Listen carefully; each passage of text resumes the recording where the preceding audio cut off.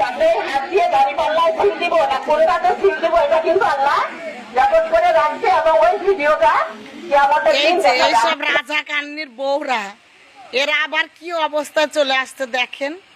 ইমান চোরদের থেকে একটু সাবধান হন। ভোট না আসলে বাংলাদেশের পরিবেশ পরিস্থিতি মানে বাংলাদেশে যে এত মুনাফিক আছে আমরা জানতেই পারতাম না। আমরা শুনেছিলাম কিয়ামতের আগে এক চোখ দাঁড়চাল পৃথিবীতে আগমন করিবেন মানুষের ইমান নষ্ট করার জন্য।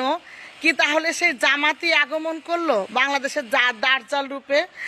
আপনাদের এই সমস্ত কথাবার্তা বলার জন্য হ্যাঁ আপনারা যে কবিরা গুনাহ করছেন আল্লাহ পাক আপনাদের কি অবস্থা করবে সেটা আপনারাই কিয়ামতের দিন দেখবেন।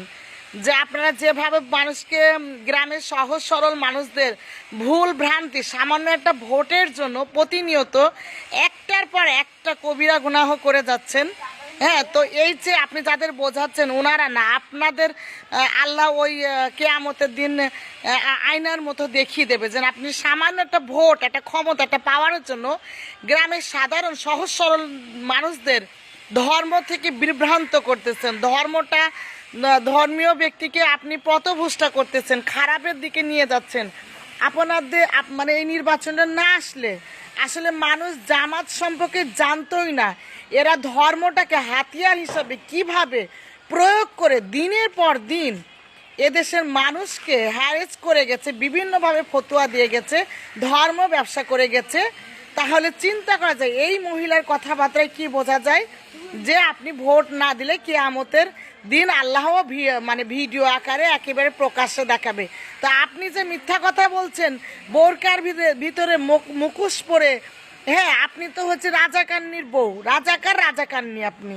তো এই দেশের মানুষকে আমি বলবো এই ধরনের লোকদের থেকে আপনারা দূরে থাকেন, আপনারা ধর্ম নিজেদের থেকে চর্চা করেন। এই ধরনের উদ্ভাট মহিলা থেকে এরা স্বার্থের জন্য মাঠে নেমেছে। স্বার্থ শেষ হয়ে গেলে আপনাদের একেবারে নিজের মতো করে ব্যবহার করে ছুঁড়ে ফেলাই দেবে। এই জন্য জামাতকে দাঁড়িপাল্লাকে এই রাজাকারদের এখনই সময় বয়কট করুন এবং বয়কটের মাধ্যমেই আপনারা হয়তো ভোট না সেন্টারে না যান কাউকে ভালো না লাগলে, কিন্তু এই ধরনের যারা ধর্ম ব্যবহার করে ক্ষমতায় আসতে চায় তাদেরকে এখনই বয়কট করার সময় চলে এসেছে।